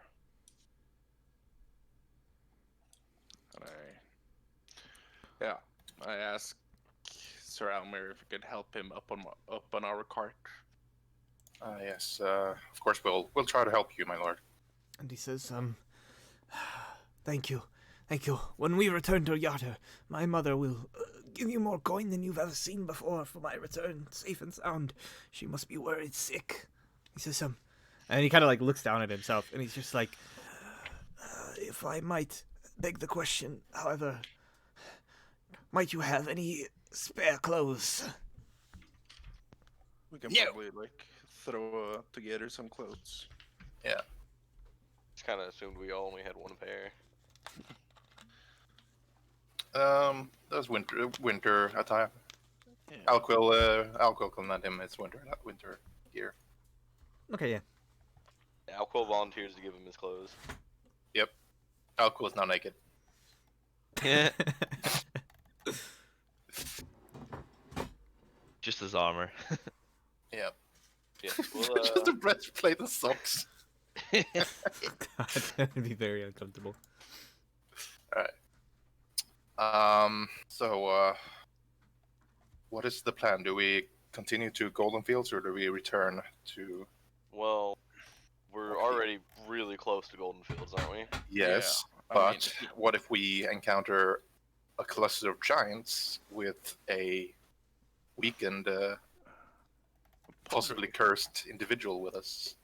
Could Podrick is leave. Yeah, Podrick Podrick. can take care of him. Leave You him with don't bring Podrick. Podrick into fight anyway, do you? Fair enough. All right. My lord, we are very close to Goldenfields. We will continue there as we have a task to perform. And Yeah, you and, need to regain some strength as well. Yes, and once that is completed, we will return to Waterdeep, which should be about a 3-day journey, plus the time it takes for us to finish our business here. Why Waterdeep? Yartar's in the other direction. he says, Waterdeep, beg your pardon, but Yarter lies to the north. If we're going to Goldenfields, it would be best to take a boat upriver. Oh, you see, this young lady here, Lady Alexia von Bourbon, is Hello. an initiate of magic, and she has access to the magical circles that can teleport us to Yarter. His It's a eyes safer kind of like and go wide. faster way to get to there. He says, I've only heard of such things. If you're truly capable of that, it is astounding. And he says, Yes. Do not worry. That's what you Ooh. should worry. No. That's all. I don't know. That's a deception check. I pick up on that like, you do know how to do this, yes? I like lean over and whisper and was like, I don't think she knows how to. We just have access to people who do. Ah, yes, But that's also a secret. true. So as far as Well- he's concerned, it's all me. Exactly. Well, we feed him some rations and pour some more water on him, maybe. I don't know. Pour some water on him. Here. Yeah. We give him food and water. yeah. So as you're kind of like traveling, yeah, he eats the food, and as you're kind of like traveling along, it doesn't really take long, before like again he's sort of like is kind of like grasping at his throat, and as you're kind of like giving him water, he's going through it like very quickly, drinking some of it, dumping some of it over his like skin, and Fucking gills now. basically like just like constantly just like complaining basically about this like burning, itching feeling all over his body, and you are going through water at like a accelerated pace. Yeah, In we'll fact, stop by rivers and pick up water where we find it. in fact, like as you're kind of like arriving, nothing else really occurs for the rest of the day, and you do eventually like begin to like see the signs of the settlement up ahead, and at this point you're basically kind of like running out of water as you've had to like give it all to this noble. Alexei, give him your alchemy jug. Oh, true. I like You can sort of make pull water out out the of jug. that. Yeah, it's like I sort of pull out the jug and I'm like, okay, how does this work? What? Water? And then I like go to like pour some. Water? Question mark. Yeah, so I think that's one of the things. I think it can do fresh 8 water. Yeah. gallons. Yeah, so you like do that and begin like pouring it out, and so with that you basically like have enough water to like satisfy his like needs. This man slug thing. I knew Yeah. this would be useful. Does he look like a dude, like bipedal, human-like? Yeah, so he's like a human. It's just his skin is translucent and like see through. Ah, so he's not a slug man. Nice. Well, not yet. All right. We come up to Goldenfields. All right. Yeah. So as you approach Goldenfields, you could see there is a massive wall, a massive stone wall that you can see in front of you.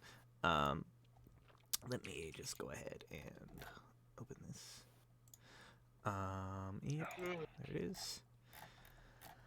Yeah, so you can see that basically there is a magnificent stone gatehouse up ahead that is carved like on either sides of the gate with images of this like full-bodied woman cradling cornucopias, a representation of the goddess Chantea. You can see the gatehouse itself almost appears to be like a fortress in its own right.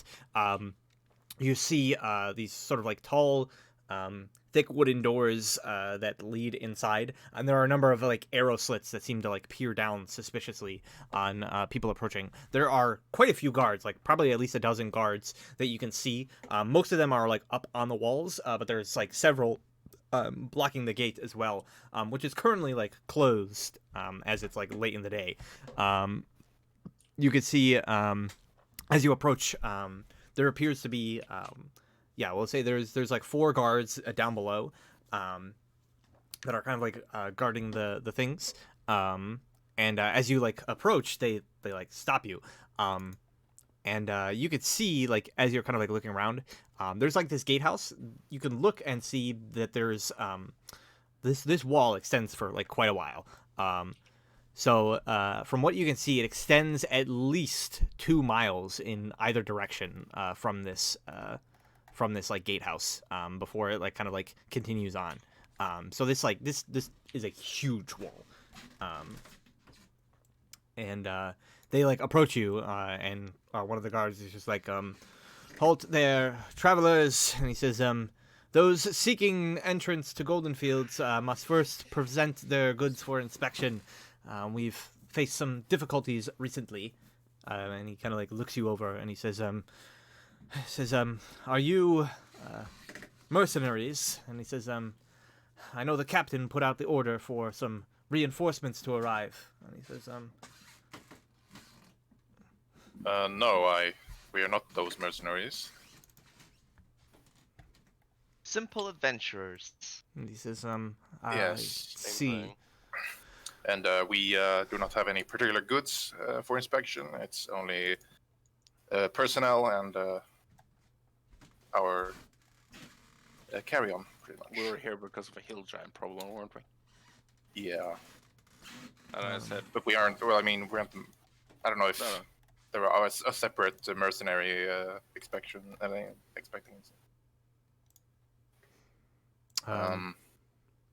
So yeah. you say that, and he's just like, "I see. Unfortunate, we were quite stretched thin. We were hoping. Never mind." He says, "Well, whatever you might be carrying, just present it for inspection quickly, and we can allow you through." Of course, I'll allow an access to the cart and whatever are hanging from the horses. What is with this translucent man? Yeah, and as he's like looking you over, Shut up, Zach. he's just like, he's like, "If you don't mind," and he says, "your traveling companion there, seems to be rather curious. What's wrong with his skin?" He's not well. We don't quite know. You see, on the road here, we both at the fields in between here, we encountered a hill giant, or some kind of giant. Slew it, and later on, we found this man, and we do not know what's wrong with him. He is Lord. What was his name again? Farquad. No. His name is Mr. Lord Shrek, you fucking asshole. Lord Artan Rosolio. Okay. I'll This is type it Lord in the chat. Arkan Rosolio of Yartar. And apparently he doesn't know how he... Artan, yep. He doesn't know what has happened to him either. So, Says, Yata, he's quite far away from home then. And he says, yes, indeed. says, "Well, I, sorry for whatever ailments might have stricken him." He says, "Perhaps," he says, "perhaps the father at the church might be able to give you a hand with that. At least take a look." yeah. Oh, yes. That would be excellent. He says, I will take him to the church moment we're in. and he says, "Yes, he says the Harvest Home Abbey lies in the center of the fields." And he says, "The abbot, Eladrin, he might be able to help you." All right, thank you. Are we cleared to enter? Yeah, so they finish like checking through your belongings. You don't really have anything that would strike them as like suspicious. So they say, "Yes, of course, you are clear for entry. Enjoy your stay here in Goldenfields." Thank you. Oh, by the way, have you had any recent troubles with giants? They kind of like look at each other and like a nod and says, "Yes, that's why we originally thought perhaps you were mercenaries." And he says, "About 10 days ago, the walls were assaulted by several hill giants. They rained boulders down from afar. We scared them off, but the guard has been stretched thin. Extra shifts since then. We thought there had been a call for assistance for reinforcements, but we've not seen any as of yet." I see. How many were there, and where did they hail from? The giants. He just sort of like shakes his head and says, "I am not certain. I was not there at the attack. It was at the northern part of the compound. And he says, I said perhaps the captain of the guard might be have more information for you. Yes, who is the captain of the guard? Where can I find him? The captain, the current captain is Strog Thunderblade. You can find him at the guard tower appended to the back of the Golden Goat Brewery. It's near the center of the compound. All right, thank you. I lead the group on in then, or rather, I might mount back up. I say I'm gonna take this man to the abbot, no, to the. Ah, yes. You take the. Okay, so the way you explained it is the captain of the guard on the way to the abbey, like some way along the road. No. So basically, he said like the guards captain's like residence is basically like in the center of the compound. Yeah. Kind of like G9. somewhere around here-ish. Whereas like the abbey is kind of like in the like villagey kind of like area. Okay. All right. Well, we'll go to the abbey first, then, and drop you and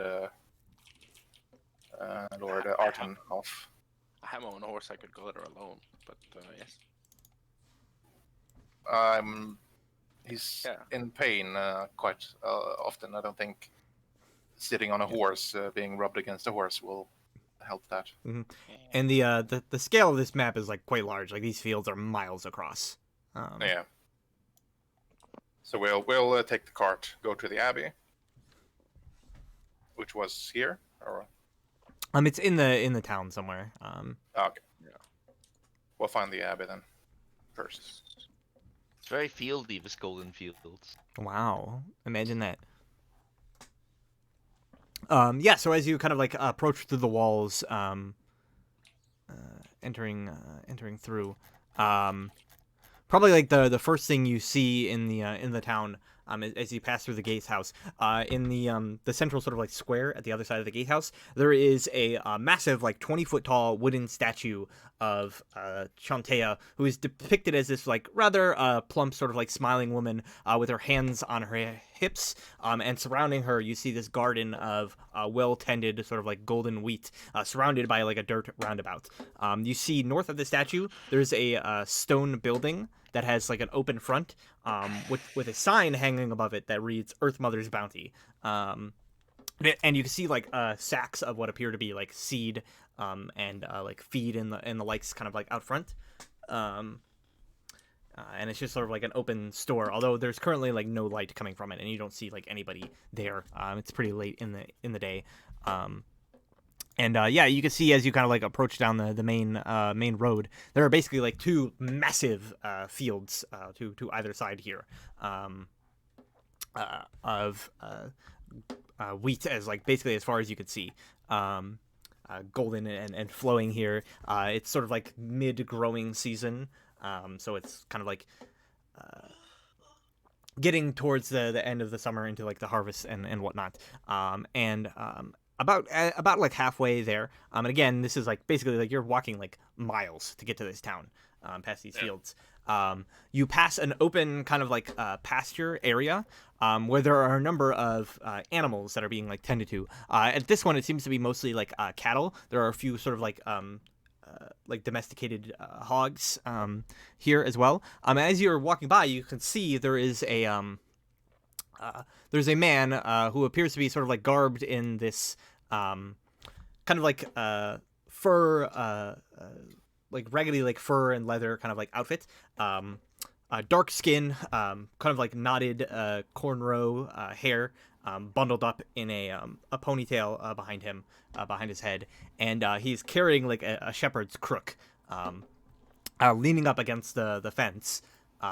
And as you guys are like walking, and he says, he shouts to you and he says, "Hail there, travelers!" And he says, "You are the first I have seen in quite some time. May I be the first to welcome you to Goldenfields." and he like hops over the fence of the pasture and kind of like begins making his way up towards you. Oh, hail there. Thank you. It's quite a sight, these fields. They're very And, golden. And he kind of like smiles and he says, yes, quite. He says, but not all that grows here is gold. And he says, Goldenfields produces much of the produce for the whole of the Sword Coast. We are quite proud of it. And he says, me, I prefer to look after the animals more. And he says, but everybody has their place here. And he says, I am Shalvis Martolio. He says, it's a pleasure to meet travelers like yourself. I always love to hear the tales of those who travel the wilds. And he says, tell me, are you new to town? Do you perhaps need a hand, somebody to show you around? Oh, well, Her, I suppose. it's a pleasure to meet you, Shelvis. I am Sir Alamir de Ganis. And this is Lady Alexei von Bourbon. And this is Master Sirik Thunderbeard. And this here half-elven man is Lucas Wormwood. He's taking a shit at the moment. And the other silent folks is our companion cards. Say hello to our companion card. Shut up. Maybe we're actually looking. Our this fellow here, Lord Artan, has a rare or an unusual ailment, and we are looking for the chapel or the church to perhaps seek aid with the abbot or whatever. So he sort of like strokes his sort of like goatee, and he says, is it so? I says, it is awful late at night. The abbot probably won't be there. He says, you'll probably have to see him on the morrow. He says, but we rise bright and early here in Goldenfields. Perhaps directions to an inn then. And he says, of course. And he says, there is but one in town. And he says, I will show you the way. I spend much of my time there. And he says, come, follow me. And he says, so as you're like walking along, like introducing yourselves, he says, so tell me, what is it that brings you to this place? I must say, we don't see armored sorts like yours walking through these walls very often.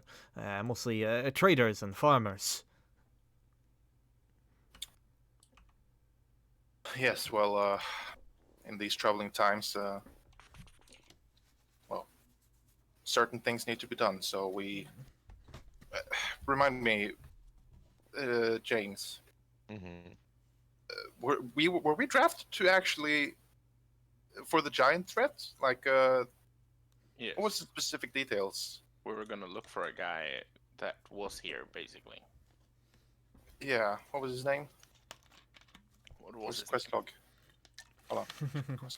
Badger Safahar was the one that asked us to come do this. Yeah, but what were we asked to actually do? What's that Oh, quest log? There, quest log.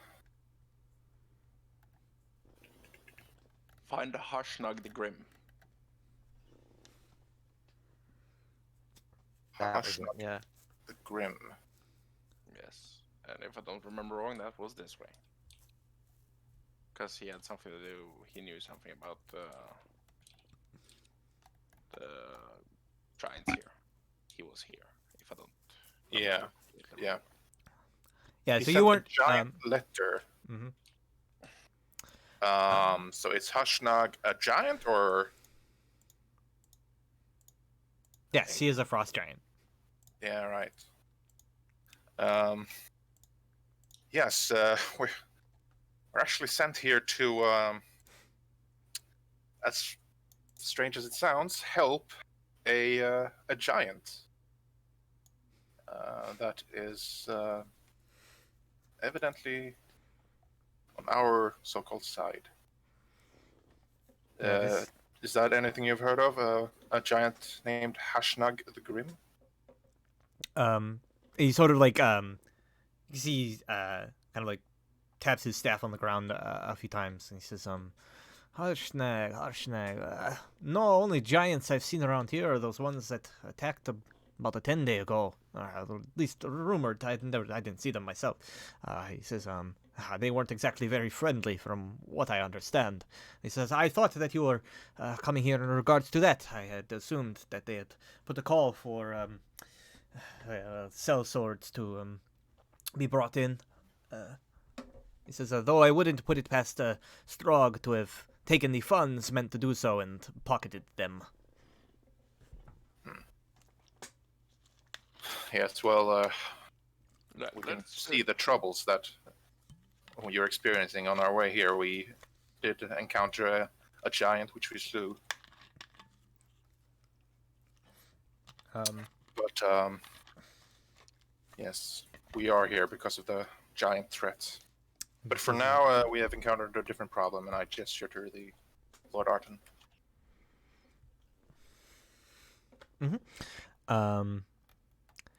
Yeah, so he leads you through into the center of the town here. Actually, is this kind of... Okay, there we go. I was like, where are all these numbers?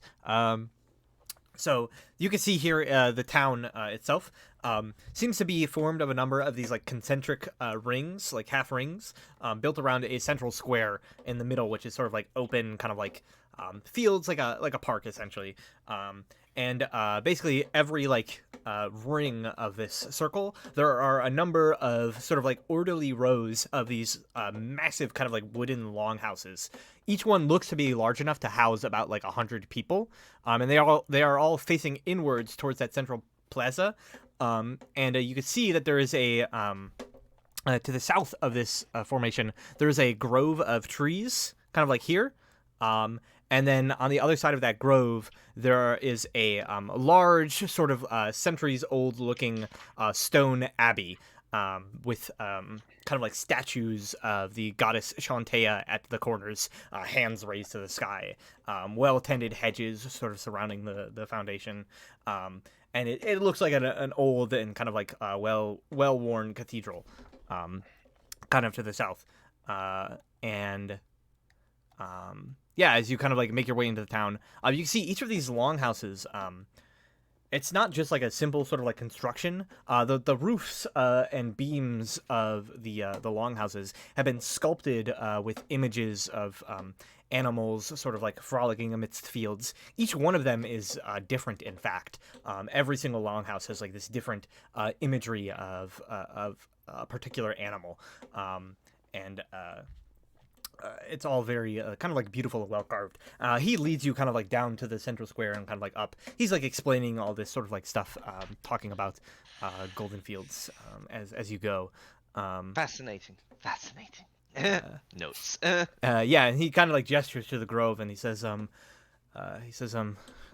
grove of trees here. He says, home to guardians of Goldenfields. And he says, do not speak to them much myself, but he says the trees here, they are very protective of these lands. And he says, one of them in particular, he says, leaferless. Perhaps you might meet him someday. A strange sort. And he says, Wait, the trees are the guardians of Goldenfields? and he says, well, among many other things, he says, the trees are but one of the things that protects these lands. And he says, Are they sentient tree ants? and he says, why, yes, they are. Several of them, in fact. And he says, there is also a druid came by once, a long time ago, used magic to awaken one of the trees. He says, he is named Leafer. He is named Leaferless. He has been here the longest of anybody in Goldenfields that can remember. And he says, you will oftentimes see him during the day walking the trails, children hanging from the boughs and kind of playing amidst his branches, regaling them with stories of long ago. Amazing. He kind of like nods and says, yes, it is truly quite something. And he says, but we must go the other way, and kind of like leads you down here.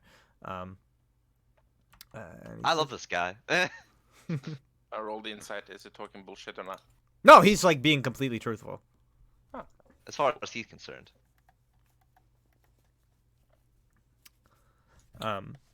Yeah, so yeah, and then he kind of like goes to he talks like a bit more about like Goldenfields basically, and after like several minutes, like you basically walked like 2 miles at this point. He kind of like brings you to this sort of 3-story stone edifice with arched windows, offering a view of surrounding like well taken care of like gardens basically that surround this building. You can see there are a number of chimneys sort of coming up from the roof of this building, each of them kind of like issuing thin plumes of smoke. You can see there are double doors that like lead inside, and to either kind of like flank of those doors, there are life-size statues of like rearing horses that kind of like are rearing back away from the doors. And there's a wooden sign that has a name carved into it, and it says North Furrow's End in rather fancy lettering. And then there is to the west of this main building, you see this massive stable house that looks as though it could probably hold and feed somewhere in the range of like 50 horses. And there's several kind of like stable hands at work there. And he says, and welcome to probably one of the most grand structures in all of Goldenfields, North Furrow's End. He says, I spend much of my time here, and he says, the ale is cheap, and he says, and the company is quite great. And he says, the proprietor of this place, an old friend of mine, he's a strange folk. He says, his name is Miros. From what I understand, he was once part of a traveling carnival. People called him the Yeti. And he says, for reasons I'm sure you will probably see.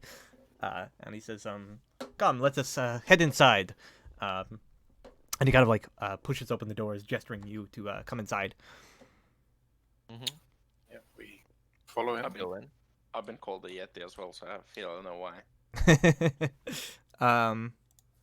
Yeah, so you head inside, and it opens into a kind of like a beautifully appointed kind of like tap room, like common room area, with kind of like all it's like all natural like wood carved furniture, with like kind of like animal iconography carved into the sides of it.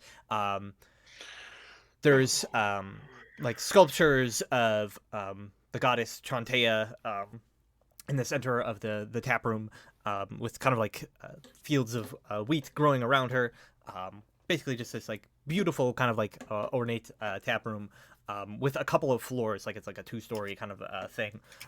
It's pretty like full at this point in time. You see a lot of people that look as though they're kind of like common like farmhands and the likes that have like gathered in here. Probably close to like 100 people spread around this tap room. Many of them sort of like just like kind of like drinking and talking. And there are several kind of like barmaids kind of going around taking orders, delivering drinks. And it's very like hustle and bustle. And at the other side of the room, you can see there's a bar, as is often the case. And behind this bar, you see this large, probably like somewhere in the range of like 6 to 7 foot tall man. You think he's kind of like rather like burly looking. His arms are like massive. He's wearing kind of like simple like leather clothes. But his face, his arms, and like basically like the entirety of his head is covered in just like thick white hair. And I will show you as soon as it lets me edit it. Basically what you see what you see standing behind the bar.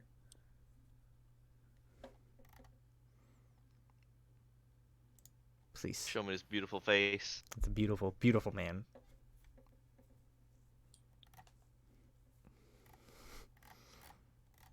Come on. Come on! Roll 20!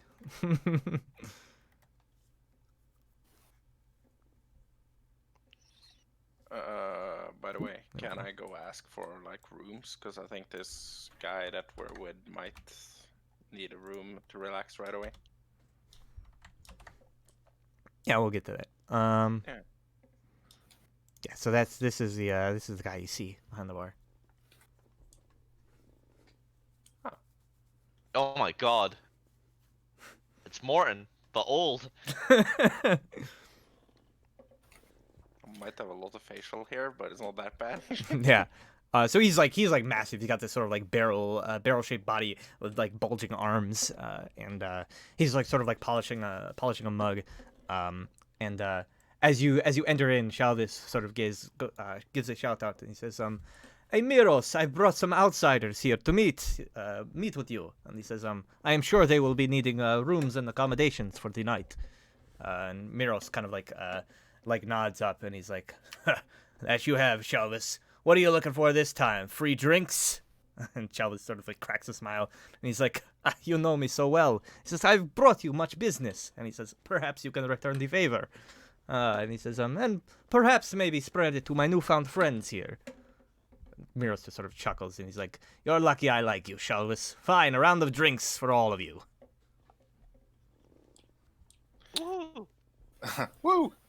Oh, thank you.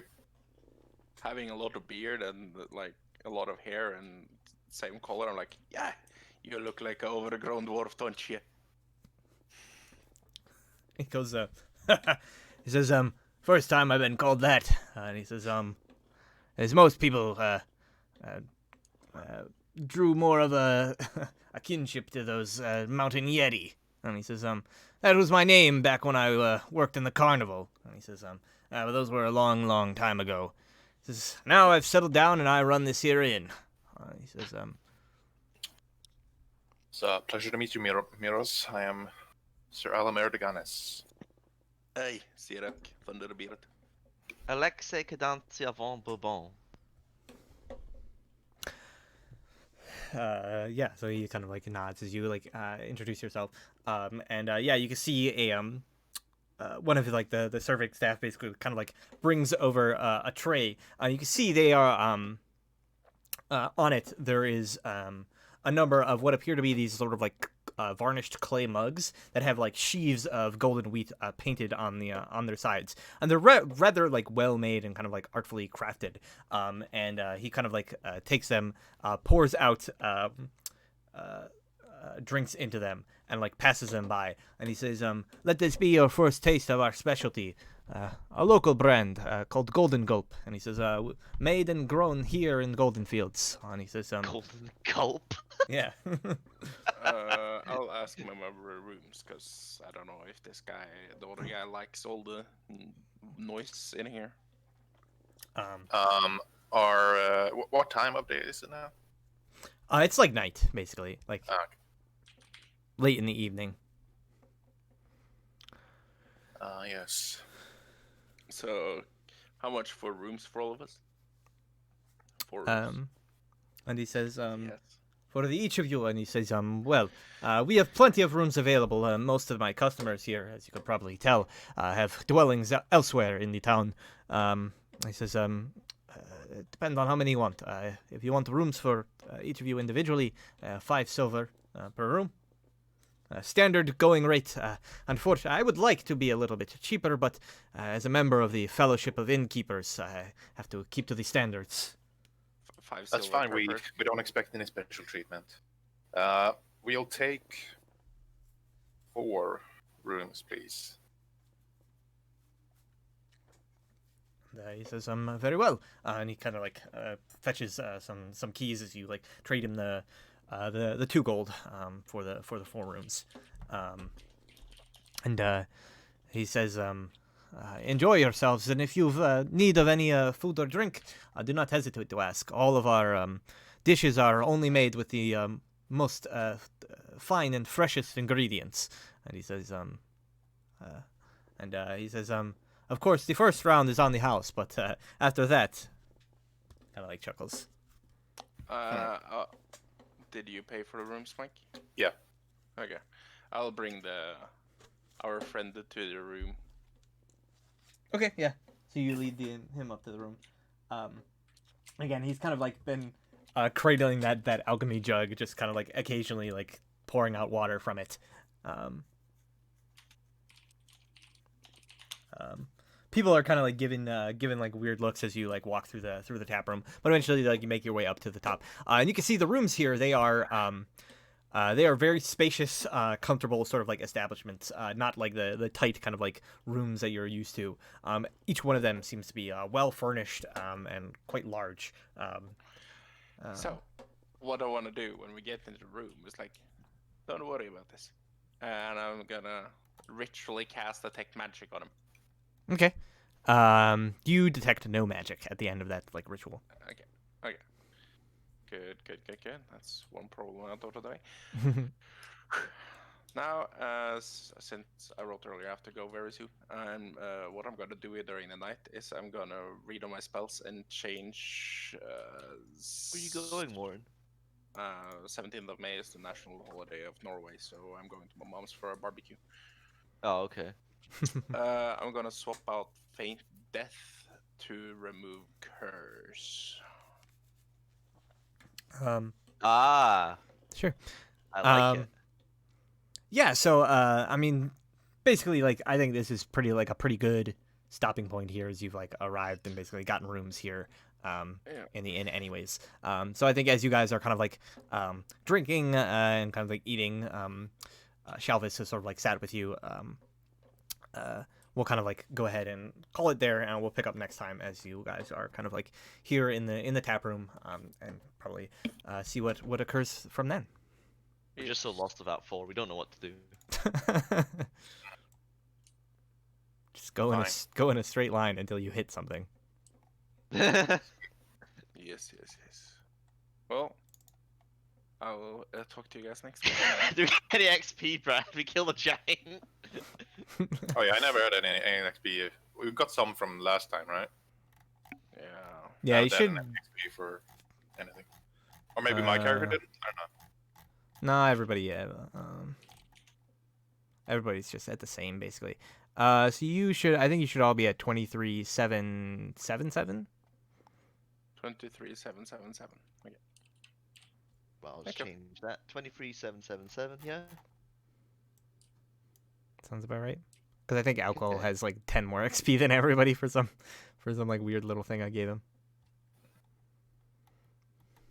Cool. Yes, and then as far as you did fight a giant, kill a giant, so that's 18. And there's 5 of you and like 4 guards, which are sort of people, kind of. So take them. Guards are kind of people. Well, I mean they count as participants in the battle. So how much XP? Did any of the guards level up? So you each get 200. 200. Okay. 977. Nice. 23977. 23977. Woohoo! We're almost 10k away from dinging. Yeah, almost 10k. Sure, you couldn't give us like 23 XP, Brad, just to make it a nice round number? No. Come on, man. No. Okay, I guess we have to kill Milos. You could try. Well, I'll see you guys next week, and I gotta run. So. Bye. Laters. Bye then. Bye. Bye bye. All right. Goodbye, See everybody. you all next week. Ciao.